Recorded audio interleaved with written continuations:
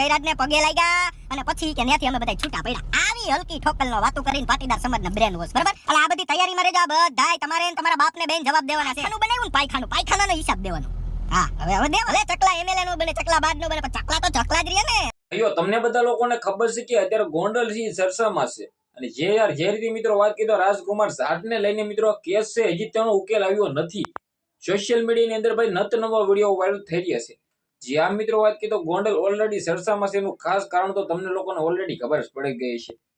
જે રીતે મિત્રો વાત કીધો રાજના લોકો આંદોલન કરવાની તૈયારીઓમાં હતા। જે રીતે વાત કરી તો ઓલરેડી તમને લોકોને તો ખબર પડી જ ગઈ છે કે રાજ જાટ જે મિત્રો વાત કરી તો યુવકનું મૃત્યુ હતું, ત્યારબાદ રાજસ્થાનના લોકો એવું કહી રહ્યા હતા કે ભાઈ અમારા જે યુવક છે એની સાથે જે થયું છે આ ભાઈ જયેશ જાડેજાનો હાથ છે।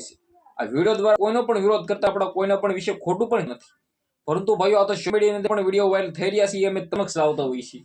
બાકી તમને લોકોને ઓલરેડી ખબર પડી જાય છે કે મિત્રો રાજસ્થાનથી લોકો છે એ ખુલ્લા વિરોધ પણ કરી રહ્યા છે। એનું ખાસ કારણ તો ઓલરેડી તમને લોકોને ખબર પડી જ ગઈ છે કે મિત્રો જયરાજભાઈ જાડેજા મિત્રો હત્યાના આરોપો નાખી દેવામાં આવ્યા છે।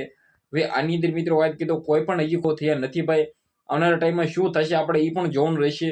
અને જે રીતે મિત્રો આપણી યુટ્યુબ ચેનલની અંદર આના વિશે આપણે ઘણા બધા વિડીયો અપલોડ કરતા પણ રહીશું ને પણ છીએ, જેથી મિત્રો વાત કીધો તમને જાણકારીઓ મળતી રહે। બાકી આગળ આપણે ગોંડલ વિશે કંઈ પણ ખોટું કહેતા નથી ને આપણે ઓલરેડી મિત્રો તમને લોકોને તો ખબર જ છે કે કોરોના કાળમાં જયરાજભાઈ જાડેજાએ કેટલી એવી સારી એવી મહેનત પણ કરી હતી કે ગરીબ લોકો ઘર બની શકે। સાથે મિત્રો વાત કીધું જે રીતે વાવાઝોડાની અંદર ભાઈ ઘર પડ્યા હતા, આ ગણેશભાઈ ગોંડલે ખૂબ જ મહેનત કરી હતી, પરંતુ મિત્રો ક્યાંક ને ક્યાંક અત્યારે વિવાદની અંદર છે તો મિત્રો ખુલ્લેઆમ વિરોધો થઈ રહ્યા છે।